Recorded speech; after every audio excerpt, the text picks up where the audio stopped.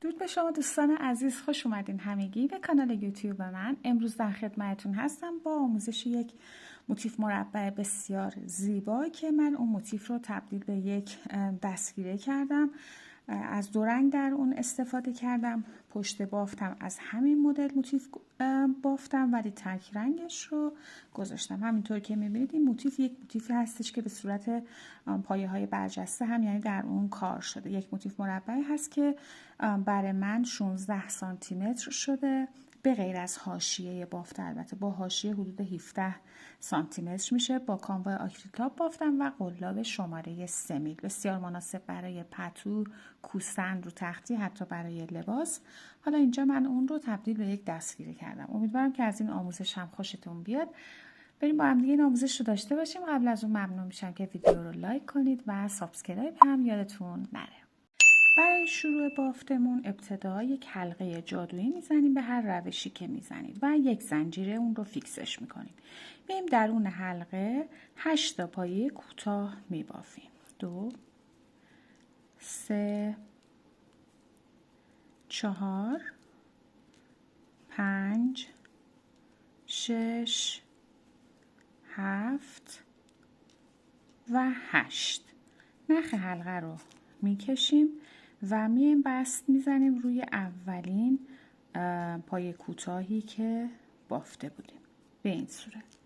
برای شروع رج بعدی 1 2 3 زنجیره میزنم به عنوان یک پایه بلند و همونجا توی همون فضا 2 تا پایه بلند دیگه میبافم که روی هم بشه 3 تا پایه بلند. میام تو پایه بعدی 1 پایه بلند 2 زنجیره همونجا 1 پایه بلند میبافم، پایه وی شکل. ادامه میدم، میام توی فضای پایه بعدی 3 تا پایه بلند میبافم، 1 2 و 3. پایه بعد 1 پایه بلند 2 زنجیره همونجا 1 پایه بلند دیگه میبافم و این الگو رو تکرار میکنم. توی فضای بعد 3 تا پایه بلند میبافم به این صورت. پایه بعدی 1 پایه بلند 2 زنجیره همونجا 1 پایه بلند میبافم. به همین صورت ادامه میدم. 1 بار دیگه الگو رو تکرارش میکنم. به این صورت من این الگو رو 4 مرتبه تکرار کردم. در پایان رج پایه آخر یعنی باید پایه وی شکل بافته شده باشه. بعد از پایه بلند آخر که زدم بست میزنم روی 3مین زنجیره شروع رج. حالا اگه خواستید تغییر رنگ بدید اینجا نختون رو قطعش میکنید و با رنگ جدید کار رو ادامه میدید. من الان میخوام این رو تک رنگ ببافم. اگر هم خواستید که با نخ جدید بیاید نخ جدید رو روی پایه بلند دوم از این 3 تا اینجا وصلش میکنید، شروع میکنید. با این رنگ اگه ادامه بدید که با یک بست میایم روی پایه بعدی 1 2 3 زنجیره همونجا 4 تا پایه بلند میبافم که با اون 3 تا زنجیره بشه روی هم 5 تا پایه بلند. به این صورت این گوشه بافتمون میشه. 1 زنجیره میزنم، این 2 تا پایه رو رها میکنم، میام در فضای 2 زنجیره‌ای 1 پایه بلند 2 زنجیره همونجا 1 پایه بلند میبافم. 1 زنجیره میزنم، میام روی این پایه ها 2 تا پایه رها میشه، روی پایه 3 تکرار میکنم 5 تا پایه بلند میبافم. 2 3 4 و 5. گوشه دوم هست. 1 زنجیره میزنم، پایه ها رها میشه، در فضای 2 زنجیره‌ای 1 پایه بلند 2 زنجیره همونجا یک پایه بلند دیگه میبافم. یک زنجیره میزنم. این الگو تکرار میشه به این صورت. میام روی این دو تا پایه رها میشه، روی پایه سوم 5 تا پایه بلند میبافم، یک زنجیره در فضا پایه وی شکل، یک زنجیره. به این صورت کاملش میکنم.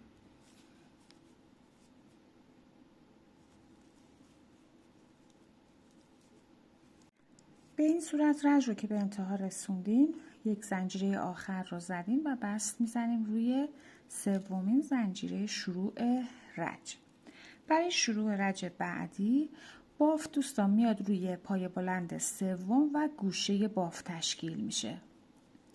به این صورت پس با 2 تا بست میام روی پایه سوم، 1 2 3 زنجیره، همونجا 4 تا پایه بلند میبافم که با 3 تا زنجیره شروع رج بشه 5 تا پایه بلند. به این صورت و در ادامه یک زنجیره میزنم. این پایه ها رها میشه، فضا رها میشه، بافت ما روی پایه وی شکل است. اولین پایه بلند رو اینجا میگیرم، اولین پایه وی شکل رو، و یک پایه بلند به صورت برجسته از رو میبافم، یک زنجیره میزنم. میام درون فضای 2 زنجیره‌ای حالا یک پایه بلند، 2 زنجیره، همونجا یک پایه بلند میبافم، یک زنجیره میزنم. دور پایه بلند بعدی یک پایه بلند برجسته از رو میبافم و یک زنجیره.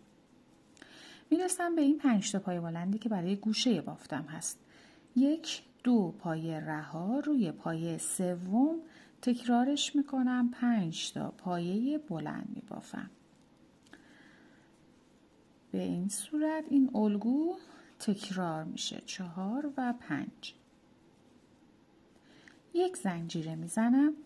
این 2 تا پایه فضا رها میشه، دور پایه بعدی یک پایه بلند به صورت برجسته از رو، یک زنجیره، در فضای 2 زنجیره یک پایه بلند، 2 زنجیره، همونجا یک پایه بلند میبافم، یک زنجیره میزنم.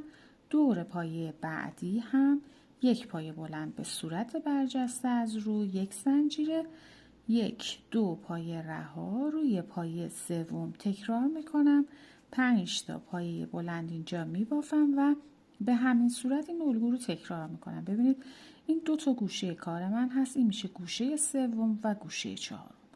به این شکل این رو کاملش میکنم.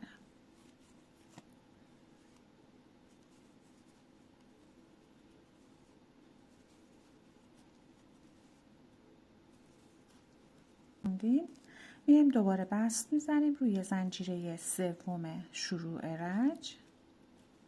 برای شروع رج بعدی باز به همون روش با 2 تا بست دیگه بافت رو میبرم روی پایه بلند سوم و 1 2 3 زنجیره میزنم به عنوان اولین پایه بلند و 4 تا پایه بلند دیگه همونجا کنارش میبافم.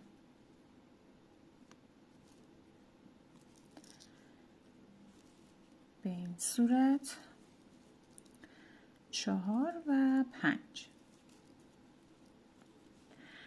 یک زنجیره میزنم. این پایه ها رها میشه، دور پایه برجسته به صورت برجسته از رو یک پایه بلند میبافم، یک زنجیره میزنم. دور پایه بلند بعدی که پایه وی شکل رج قبل هست یک پایه بلند به صورت برجسته از رو، یک زنجیره. درون فضای زنجیره‌ای یک پایه، 2 زنجیره، یک پایه بلند، 2 زنجیره، همونجا یک پایه بلند میبافم، یک زنجیره میزنم. دور پایه بلند بعدی یک پایه بلند برجسته از رو، یک زنجیره. دور پایه برجسته هم یک پایه بلند برجسته از رو، یک زنجیره. به این صورت و ادامه میدیم بافت رو.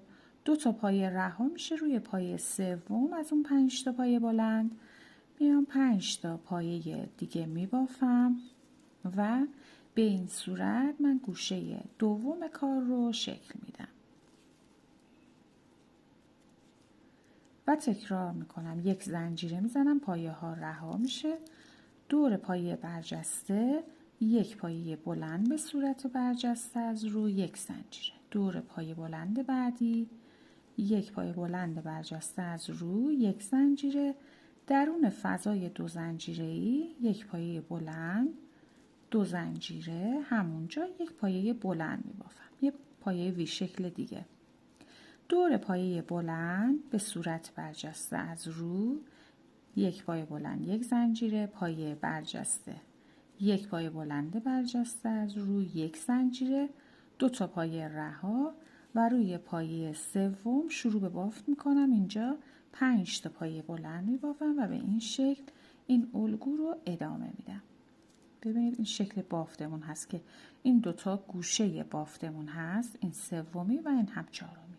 به این صورت این الگو رو ادامه میدم.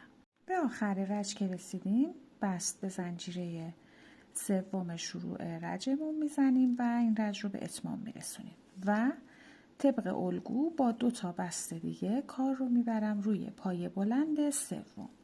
3 زنجیره میزنم به عنوان اولین پایه بلند و همونجا 4 تا پایه بلند دیگه میبافم که روی هم بشه 5 تا پایه بلند.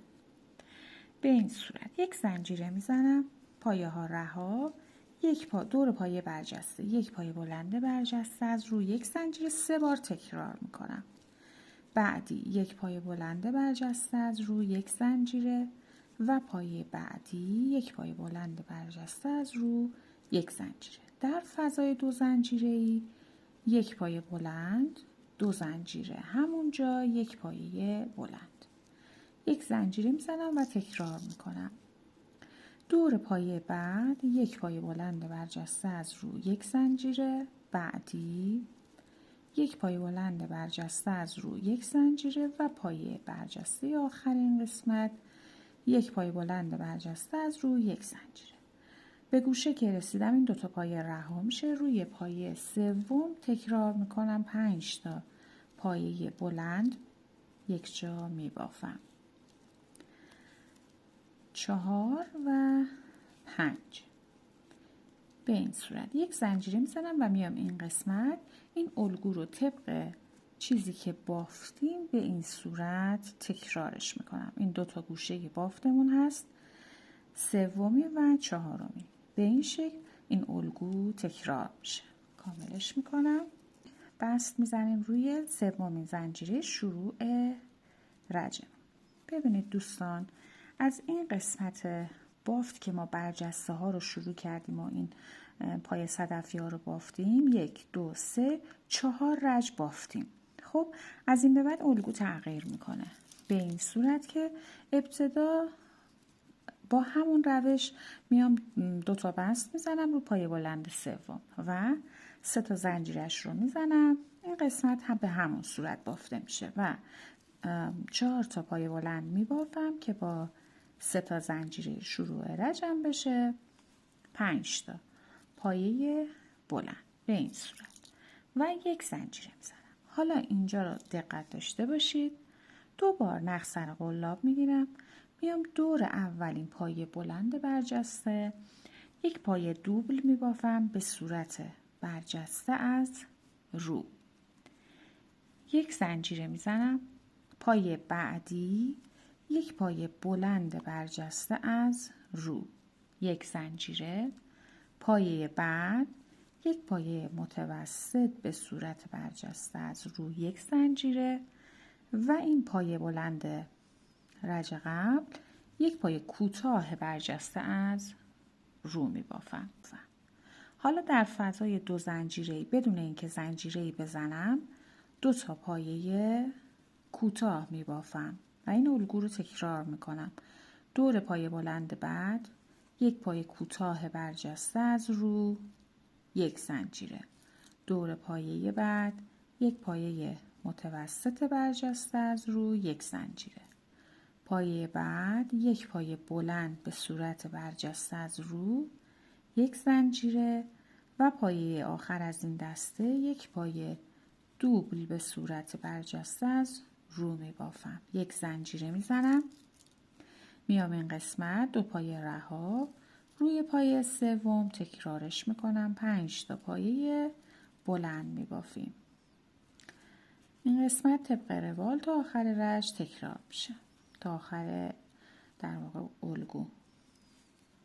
خب یک زنجیره میذارم و به همین روش گفته شده باید تکرارش کنم، به این صورت که دور اولین پایه برجسته یک پایه دوبل میبافیم به صورت برجسته از روی یک زنجیره، بعدی یک پایه بلند برجسته از روی یک زنجیره، بعدی یک پایه متوسط برجسته از روی یک زنجیره، پایه بعد یک پایه کوتاه برجسته از روی بدون زنجیره در فضای 2 زنجیره‌ای، 2 پایه کوتاه، دور پایه بعد یک کوتاه برجسته از روی یک زنجیره، بعدی یک متوسط برجسته از روی یک زنجیره، بعدی یک پایه بلند برجسته از روی یک زنجیره و پایه بعد یک پایه دوبل به صورت برجسته از روی یک زنجیره و روی پایه بلند سوم تکرار میکنم 5 تا پایه بلند میبافم.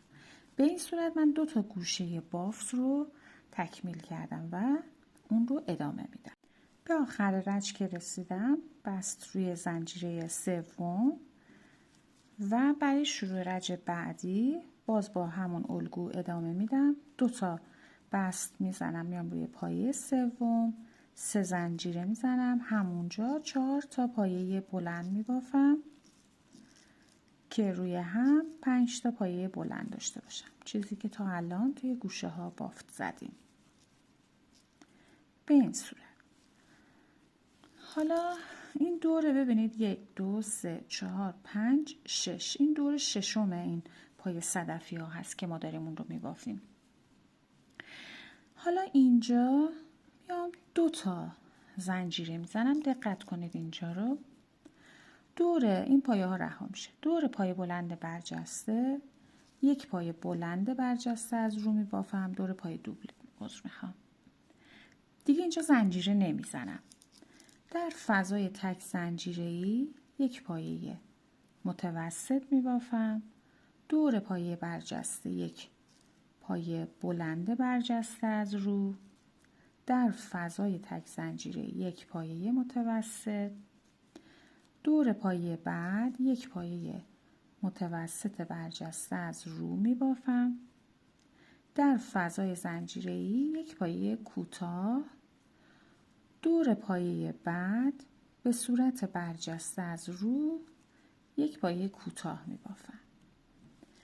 2 تا پایه کوتاه اینجا داشتیم، روی هر کدوم یک پایه کوتاه میبافم، 1 و 2 و این الگو به قرینه تکرار میشه.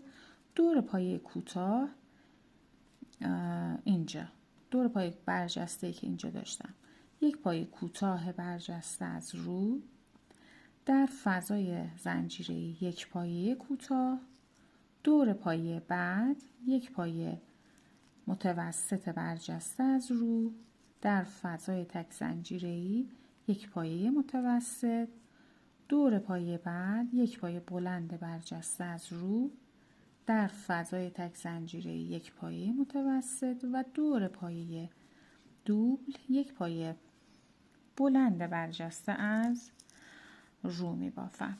به این صورت حالا بافت رو ادامه میدم، 2 تا زنجیره میزنم و این فضا رها میشه، 2 تا پایه رها، روی پایه بلند سوم تکرار میکنم، 5 تا پایه بلند میبافم، 2 3 4 و 5 ادامه میدم، 2 تا زنجیره میزنم. این الگویی رو که اینجا بافتم درست میام توی ضلع دیگه تکرارش میکنم.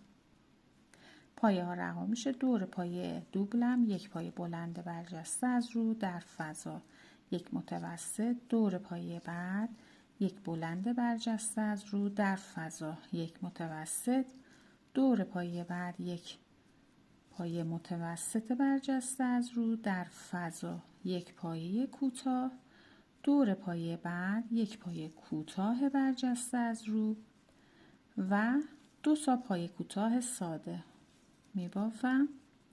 دور پایه بعد یک کوتاه برجسته از رو، در فضا یک پایه کوتاه، پایه بعد یک متوسط برجسته از رو، در فضا یک متوسط، پایه بعد یک بلند برجسته از رو، در فضا یک پایه متوسط، دور پایه دوبل، یک بلند برجسته از رو، 2 زنجیره و میام روی این پایه تکرار میکنم. 5 تا پایه بلند رو یک جا میبافم. این میشه شکل بافتمون و به این صورت اون رو کامل میکنم. رش رو که به انتها رسوندم 2 تا زنجیره زدم و میام بست میزنم روی زنجیره سوم شروع رج. ما پترن اصلی کارمون اینجا تموم شده. حالا میخوایم با 2 تا رج دیگه اون رو به اتمام برسونیم و یک حاشیه بهش بدیم. باز با 2 تا بست دیگه کار رو میرسونم روی پای بلند سوم. اینجا میشه گوشه بافت من. یک زنجیره میزنم توی همین فضا 3 تا پای کوتاه میبافم به عنوان گوشه بافتم. 2 و 3. 3 پای کوتاه یک جا بافتم و روی 2 تا پایه بعد هر کدوم یک پایه کوتاه میبافم. در فضای 2 زنجیره‌ای 2 پایه کوتاه. ادامه میدم از روی اولین پایه روی هر کدوم از پایه ها یک پایه کوتاه می بافم. ادامه میدم اون رو تا برسم به قسمت گوشه. خب اینجا به فضای 2 زنجیره‌ای که رسیدم یادم نمیره که 2 تا پایه کوتاه هم باید داخل این فضا ببافم و روی 2 تا پایه بعد هر کدوم یک پایه کوتاه. پایه بعدی میشه گوشه بافتم. پس روی این پایه 3 تا پایه کوتاه یک جا می بافم و از روی پایه بعد ادامه میدم. روی هر کدوم از پایه ها یک پایه کوتاه در فضای 2 زنجیره‌ای 2 تا پایه کوتاه می بافم به این صورت و به این شکل این الگو رو ادامه میدم. به آخر رج که رسیدیم میام بست میزنیم روی اولین پایه کوتاهی که داشتیم از اون 3 تا پایه کوتاه که روی گوشه بافتیم. حالا با یک بست میام روی دومین پایه کوتاه گوشه و اینجا گوشه جدید رو شکل میدم. 1 2 3 زنجیره به عنوان یک پایه بلند. همونجا یک پایه بلند دیگه میبافم و 2 زنجیره میزنم. تکرار میکنم 2 تا پایه بلند توی همون فضا. این میشه گوشه بافتم که توی 4 تا گوشه اون رو تکرار میکنم. از روی اولین پایه شروع به بافت میکنم. روی هر کدوم از پایه ها یک پایه کوتاه میبافم و به این ترتیب این موتیف رو به اتمام میرسونم. بخواید موتیفتون بزرگتر باشه میتونید یک رج دیگه هم ادامه بدید. اگر نه که اندازه موتیف توی همین اندازه هست. به این صورت. خب این الگو رو تکرار میکنیم. به گوشه که رسیدم 2 پایه بلند 2 زنجیره 2 پایه بلند الگو رو ادامه میدم و کاملش. خب به این صورت من موتیف رو به اتمام رسوندم و سوزن کشی کردم و یه با فاصله بهش اتو بخار دادم. حالا اگه شما بخواید این رو تک استفاده کنید به عنوان رو تختی کوسن یا برای لباس یا هر چیزی که احتیاج ندارید این کاری که من الان انجام میدم رو انجام بدید. من میخوام اون رو تبدیل به یک دستگیره کنم. این دوتا رو به هم اتصال بدم و یک حاشیه هم براش در نظر بگیرم به این صورت که پشت کار رو به هم هست و روی کار به سمت ما هستش. نخمون رو وصلش میکنیم. ابتدای گره سر قلاب میزنیم و میام از گوشه بافت کار رو شروع میکنم. یک پایه کوتاه میبافم. 1 2 3 زنجیره و میام همینجا 3 تا پایه بلند میبافم. 1 2 و 3. در ادامه 1 2 پایه رها روی پایه سوم گندمی موتیف رو و زیر رو با هم میگیرم. یک پایه کوتاه میبافم. 1 2 3 زنجیره و همونجا 4 تا پایه بلند و این الگو رو تکرار میکنم. 3 پایه بلند 3 پایه بلند که با زنجیره ها میشه 4 تا. ادامه میدم 2 تا پایه رها، پایه بعدی 2 تا موتیف رو با هم میگیرم، 1 پایه کوتاه، 3 زنجیره، همونجا 3 پایه بلند. این یک مدل حاشیه بسیار ساده و در عین حال زیبا هستش. شما میتونید برای انواع دستگیره ها یا پتوها ازش استفاده کنید. یک شکل صدفی شکلی هم بهمون میده. خب به این صورت دور تا دور کارمون این الگو تکرار میشه. 2 پایه رها، بعدی 1 پایه کوتاه، 3 زنجیره، همونجا 3 تا پایه بلند، 1 2 و 3. 2 پایه رها، بعدی 1 پایه کوتاه و به همین روش همونطور که گفتم الگو رو تکرار میکنیم. ببینید این روی بافتمون هست، این هم پشت بافت. به این صورت بافته میشه، فوق العاده زیبا هست. اون رو به این صورت پس من کامل میکنم. خب به این صورت من رج رو به انتها رسوندم. در آخر رج میام بست میزنم روی اولین پایه کوتاهی که بافته بودم و حالا اینجا یه تعداد زنجیره میزنم به عنوان گوشه دستگیرمون. حالا میتونه 10 تا 15 تا اینطورا زنجیره بزنید به این صورت و برمیگردم همونجا 1 پایه بست میزنم و 1 زنجیره میزنم اینجا. نخ رو دیگه قطعش میکنم و اون رو میبرم پشت بافت و پنهانش میکنم به این صورت.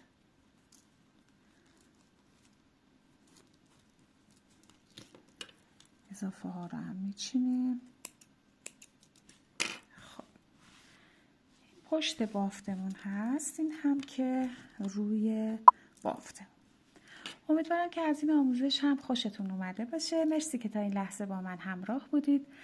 تا یه آموزش دیگه، خدا نگهدارتون.